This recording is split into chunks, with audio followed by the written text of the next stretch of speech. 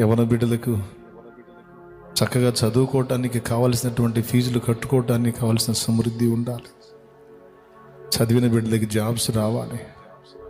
సుసంపన్న భారతావని దరిద్రంతో అల్లాడుతుంది. ప్రభు ఒకసారి దర్శించవా?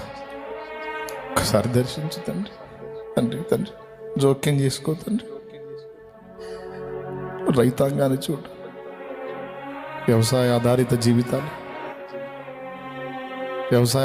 జీవితాలు, వ్యవసాయంలో పంట పండితేనే వాళ్ళ కడుపు నిండిద్ది, లేకపోతే పురుగు మందే దిక్కు అన్నట్టుగా రైతులు బ్రతుకుతారు. కల్తీ విత్తనాలు, సరైన దిగుబడి రావు.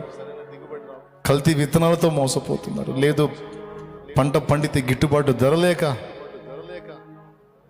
దళారీ వ్యవస్థలో బలైపోతున్న రైతాంగాన్ని ఒక్కసారి చూడు తండ్రి. పాపం రైతుకి మార్కెట్ ధర వేరు, రైతు దగ్గరికి వచ్చే ధర వేరు. మార్కెట్లో 30 ఉన్నది, రైతు దగ్గర 10 కూడా చెయ్యనటువంటి పరిస్థితి. ప్రభు రైతు ఎప్పుడయ్యా సంతోషంగా ఉంటాడు? రైతు ఎప్పుడయ్యా కడుపు నిండా అన్నం తింటాడు? రైతు బిడ్డలు ఎప్పుడయ్యా కళకళలాడుతారు? ఒకసారి జ్ఞాపకం చేసుకోయా. అన్ని బాగుంటే వర్షాలు ఉండవు, పడితేనేమో ఎలవలై పారేటట్టు పడతాయి.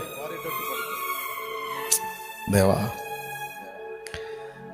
ఏ కుటుంబం చూసినా అప్పులు అప్పులు అప్పులు అప్పులు అప్పులు అప్పులు అప్పులు అప్పులు.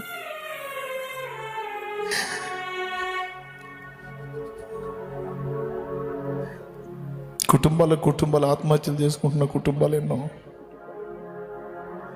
అప్పులతో